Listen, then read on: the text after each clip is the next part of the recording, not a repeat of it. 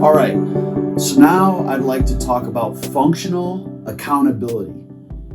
Okay, functional accountability. Why is this important?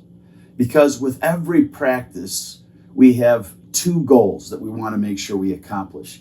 We want to create a great customer experience. We want the customer, when they come in, to really have a good experience from the start, from the moment they walk on the property, they walk through the door, they're greeted by the receptionist, they're handed off to the tech, the doctor's with them treating their pet, and then they're handed back over to the tech, back to the receptionist, and then how well they exit and how well they feel about paying the bill at the end. It's all about creating a great customer experience. It's also about team health, because it's how each one of us on the team takes care of our role on that team and then hand it off to the next team member. Because that whole loop from start to finish will create a great net promoter score. And we want a great net promoter score. So let's go back to functional accountability, okay? What I mean by functional accountability is each person on the team has to know clearly what's expected of them. So, to keep it simple, let's start with our lead receptionist. If I've learned anything, the receptionist is incredibly important in a veterinary practice, a medical practice, you name it. She's really important. And so, what I like to help customers with, or teammates with, is I want to make sure they understand what are the three most important things they're supposed to do. Let's call it 3 obsessions, all right? 3 obsessions. Okay, so let's say for a lead receptionist, the team leader for all the receptionists, and let's say a 4 to 5 DVM practice. Man, her 3 obsessions would be, I definitely want to crush my goals and objectives. So we need to make sure she or he clearly understand what their goals and objectives are for the day, the week, the month, the quarter. All right? Goals and objectives. Next, there's 3 to 5 processes that we really need them to nail down. They need to be obsessed about greeting the customer, making sure the appointments for the day are scheduled. There's so many things we want our receptionists to do, but there's 3 to 5 processes that they tend to do over and over and over. We need to make sure they do those well. And then thirdly, for our lead receptionist,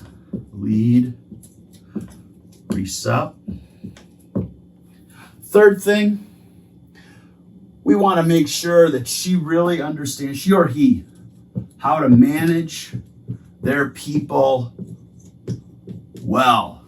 Okay? Manage their people well. So goals and objectives, 3 to 5 processes that they need to be really tight on, and then how to manage their people well. And then we want to make sure they have 2 metrics to let them know how well they're doing. So let's say it's a 4 vet practice, a 4 DVM practice, okay?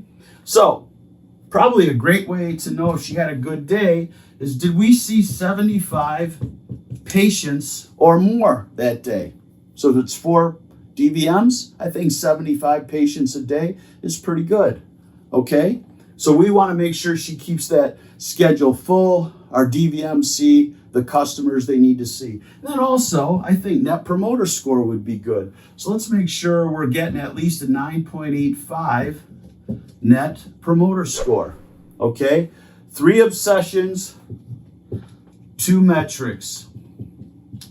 And then we build this out for each person on the team. The owner has their box, the manager has their box, lead tech, lead DVM, lead receptionist, our finance people, also all the people that report to them need to know clearly what's expected of them.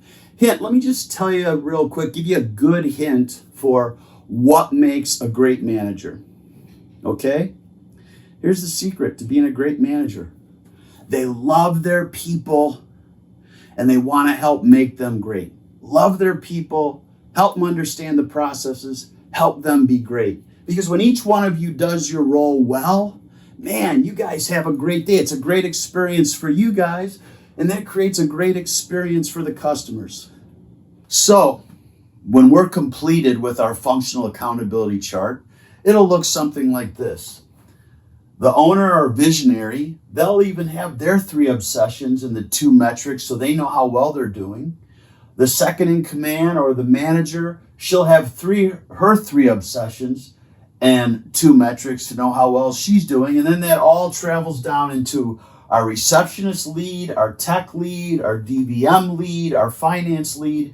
And then you don't need to create 4 different boxes for 4 receptionists, just 1 box, and you put a 4 next to it because the receptionists, they're pretty much doing the same thing over, those 4 people. So we just create 1 box and we can put, we know we have 4 receptionists, so 4 next to it. Same with our techs and assistants, DVMs, finance. This is what it will look like when it's done.